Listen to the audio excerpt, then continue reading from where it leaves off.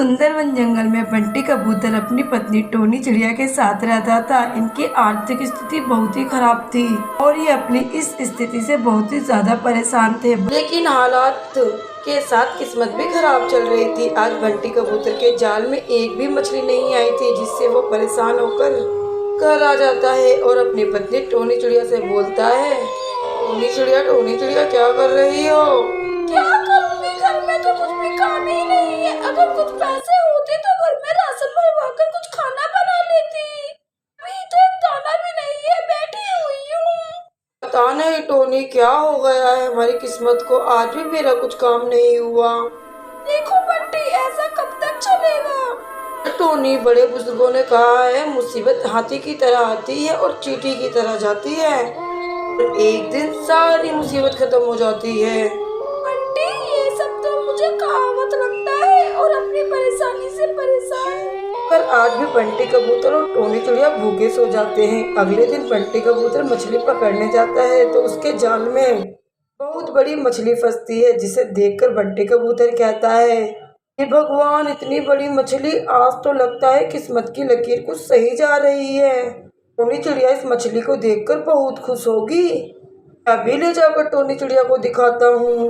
फिर बंटी कबूतर अपने जाल में फंसी इतनी बड़ी मछली को लेकर अपने घर आता है और टोनी चिड़िया को दिखाता है और टोनी चिड़िया उस मछली को देखकर बोलती है, अरे बंटी, ये क्या पकड़ रहा है तुम? टोनी, भगवान ने एक साथ इतनी बड़ी मछली दे दी, बाकी दिनों का भी कसर आज ही निकाल दिया।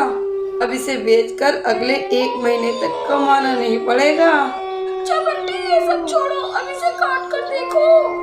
बंटी कबूतर टोनी चिड़िया जैसे ही उस मछली को काटते हैं, मछली के पेट में से एक चुड़ैल चिड़िया बाहर आती है और बाहर आकर बहुत ही तेज हंसने लगती है। टोनी चिड़िया बंटी कबूतर से देखकर बहुत ही ज्यादा हैरान हो जाते हैं और बहुत ही ज्यादा डर जाते हैं। फिर बंटी कबूतर टोनी चिड़िया बोलते हैं, अरे, एक तुम एक चुड़ैल हो ना?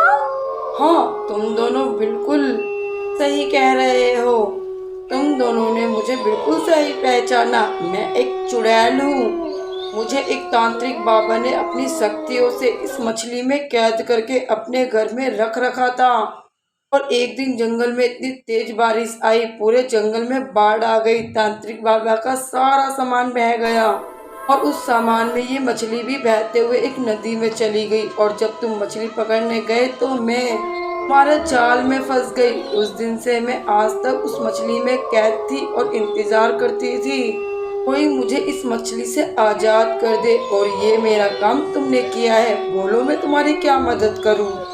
फिर टोनी चिड़िया घबराते हुए आवाज में कहती है, नहीं, तुम चुड़ैल चिड़िया हो जो कभी किसी की मदद नहीं करती। हाँ, मैं एक चुड़ैल थी और जंगल में सभी को परेशान करती थी, इसीलिए तांत्रिक बाबा ने मुझे कैद कर दिया था।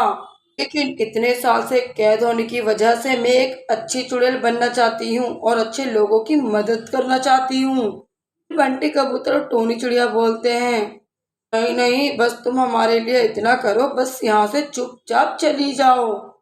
चुड़ैल चिड़िया वहाँ से चली जाती है और एक पेड़ के नीचे बैठकर बोलती है, जब मैं बुरी थी तब मुझे कैद कर दिया गया और आज मैं अच्छी हूँ तो कोई मुझ पर विश्वास नहीं करता।